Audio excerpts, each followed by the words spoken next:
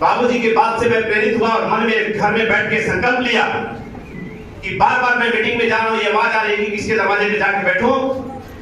और बाबूजी ने मुझे लखनऊ में बुला के ये बात समझाई है, तो क्यों इस संकल्प को मैं पूरा करूं कि हर दरवाजे से मुझे बैठने का, हर गांव से, हर टोले से मुझे बैठने वाले लोग मिल जाए। और मैंने एक कदम उठा लिया, घर में बैठे सोचा कि एक साइकिल पे मैं झंडे को मॉडिफाई करूंगा और पूर्ण रूप से जन अधिकार के रंग में घर में साइकिल को पेंट कर रहा था। मेरे मम्मी और पापा बार बार सवाल कर रहे थे, साइकिल को भी आपने छुआ नहीं। 16 वर्ष के बाद मैं साइकिल को टच कर दिया पूरा।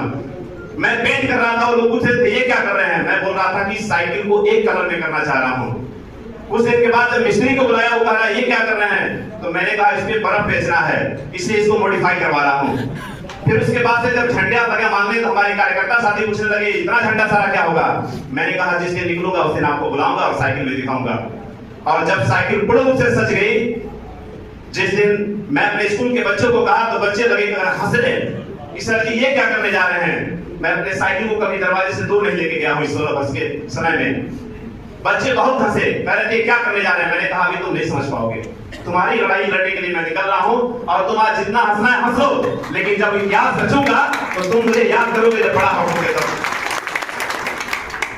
एक दिन प्रोग्राम रखा और सारे जिले के लोग आए हमारे साथ। बहुत सारे साथी हमारे कुशीनगर से मेरी मदद किए। और मैं जब निकला घर से 45 दिन का संकल्प लेके एक डाटा तैयार किया कि कितने दिनों में मैं घूम सकता हूं। एक उसी बक्से में एक बैग रखा, बैग में सारी सामग्री अपनी रखी, उसमें एक बाजा सेट किया और 7 झंडे जो हमारे साइकिल पे आप लोगों ने देखा होगा लेकर के घर से अपने माता पिता के आंसू को देखते हुए मैं घर से निकल गया, विदा हो गया। 45 दिन तक मेरे भाई बहन लोग रुला देते थे, आप एक स्टिकर लगा के चलते हैं, कितने सारे सवाल आते हैं।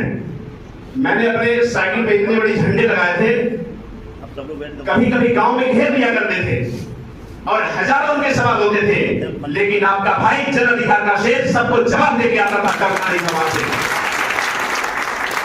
मैं उस गांव के अंदर अपनी बात कह के आता था कि मेरी ये जन अधिकार पार्टी है, उसके वीडियो आप देखिएगा, कहीं नहीं डगमगाया हूं। उन आंसुओं को अपने अंदर पिरो के रखा, सजा के रखा, यार मैं इस दर्द को सह लूंगा, कल मैं अमृत बन के निकलूंगा और इनके बात को मुझे समझ आएगी और ये मुझे स्वीकार करेंगे। जहां भी भाषण देता था